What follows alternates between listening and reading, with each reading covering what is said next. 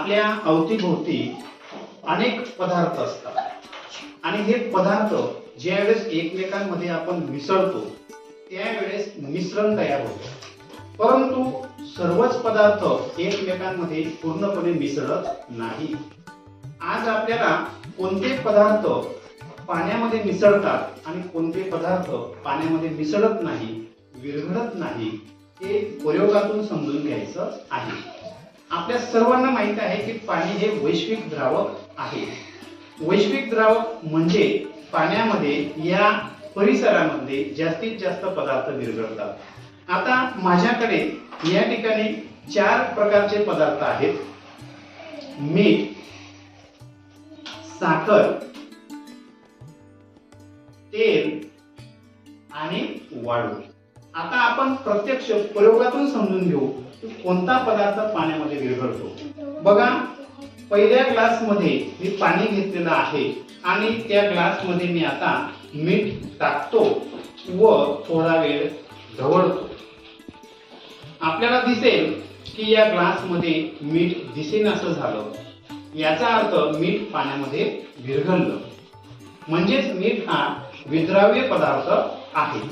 आता दुसऱ्या ग्लास मध्ये मी साखर टाकतो आणि थोडा वेळ ढवळतो।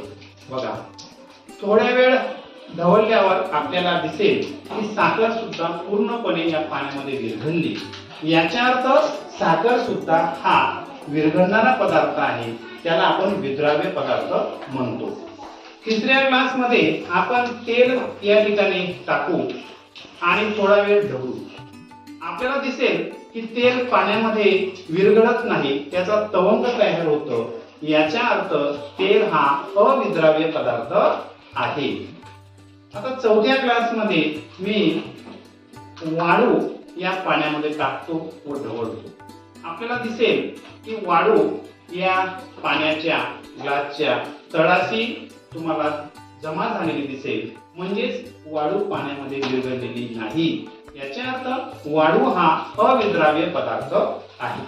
म्हणजेच काय की जे पदार्थ पाण्यामध्ये विरघळतात त्यांना विद्राव्य पदार्थ म्हणायचं आणि जे पदार्थ पाण्यामध्ये विरघळत नाही त्या पदार्थांना अविद्राव्य पदार्थ म्हणायचं। तर अशा पद्धतीनं पाण्यामध्ये जास्तीत जास्त पदार्थ विरघळतात, म्हणून त्याला वैश्विक द्रावक असं म्हणतात, हे आपल्याला समजून घेता येईल। यशस्वी, आता तू करून पहा। मित्रांनो, आता मी पहिल्या ग्लास मध्ये मीठ टाकते व ढवळते। हे पहा मित्रांनो, मीठ पाण्यात विरघळते। वैष्णवी, आता तू करून पहा।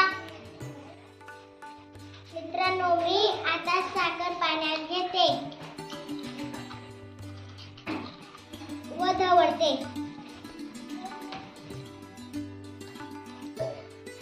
हे पहा मित्रांनो, साखर पाण्यात विरघळते। देवेंद्र, आता तू करून पहा। मित्रांनो, आता मी तिथला ग्लास मध्ये वाळू टाकतो व ढवळतो।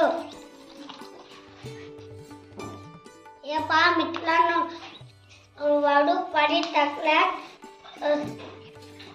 वाळू पाण्यात विरघळते नाही। वेदांत, आता तू करून पहा।